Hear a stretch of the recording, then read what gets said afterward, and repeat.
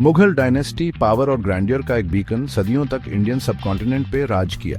16वीं से 18वीं शताब्दी तक उन्होंने एक ऐसा एम्पायर बनाया जो अपनी रिचनेस, मिलिट्री पावर और कल्चरल ब्रिलियंस के लिए मशहूर था। बाबर, जो तिमूर और जेंगिस खान का डिसेंडेंट था, उसने 1522 में मुगल एम्पायर की नींव रखी और इंडियन हिस्ट्री में एक नए एरा की शुरुआत हुई।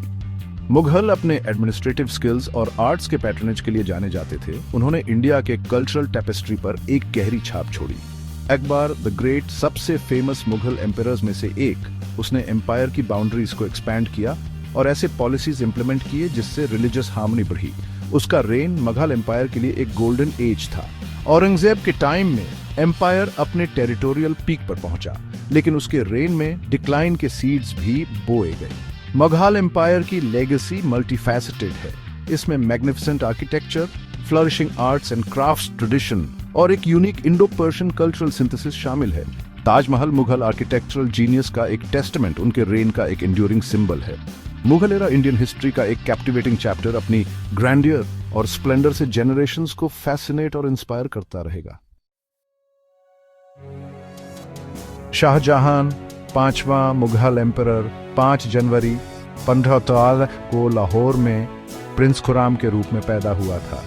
उसके फादर एम्परर जहांगीर ने उसकी शार्प इंटेलेक्ट और मिलिट्री प्रोवेस को कम उम्र से ही पहचान लिया था।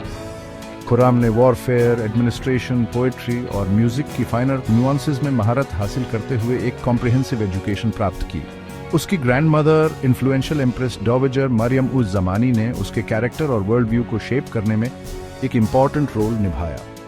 उसने उसे मुगल ट्रेडिशंस की डीप अप्रिशिएशन और जस्टिस की स्ट्रॉन्ग सेंस दी। 1627 में पॉलिटिकल इंट्रीग और कन्फ्लिक्ट के बाद खुरम मुगल थ्रोन पर बैठा और शाहजहां, जिसका मतलब है किंग ऑफ द वर्ल्ड, की टाइटल। उसका रेन, जो 3 दशकों तक चला, unparalleled architectural grander, artistic patronage और इंपीरियल एम्बिशन का सिनोनिम बन गया। शाहजहां, रिफाइंड टेस्ट और ब्यूटी के लिए कीन आय वाला, उसे एक ऐसा एम्पायर मिला जो अपनी पावर और प्रॉस्पेरिटी के पीक पर था। वो मुगल डायनेस्टी की ग्लोरी को और बढ़ाने और एक ऐसी लेगेसी छोड़ने के लिए डिटरमिन्ड था जिसे सेंचुरीज तक याद रखा जाए। शाहजहां का रेन कल्चरल रिचनेस से भरा हुआ था, लेकिन चैलेंजेस से खाली नहीं था।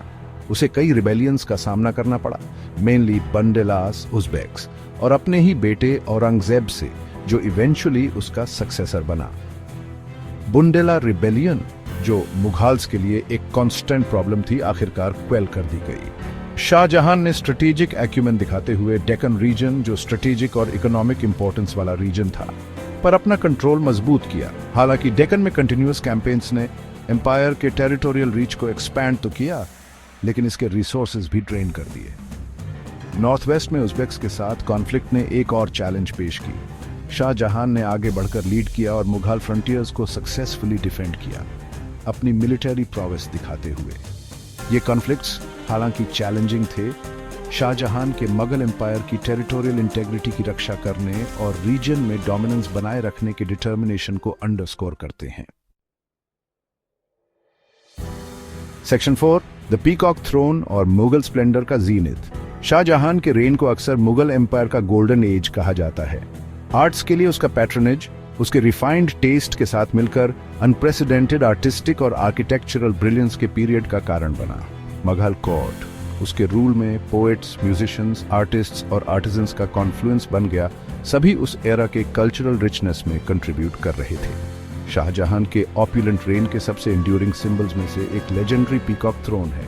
फाइनेस्ट गोल्ड से बना और काउंटलेस डायमंड्स, रूबीज, एमरल्ड्स और पर्ल्स से सजा, ये थ्रोन मुगल क्राफ्ट्समैनशिप और इंपीरियल ग्रैंडियर का टेस्टामेंट था।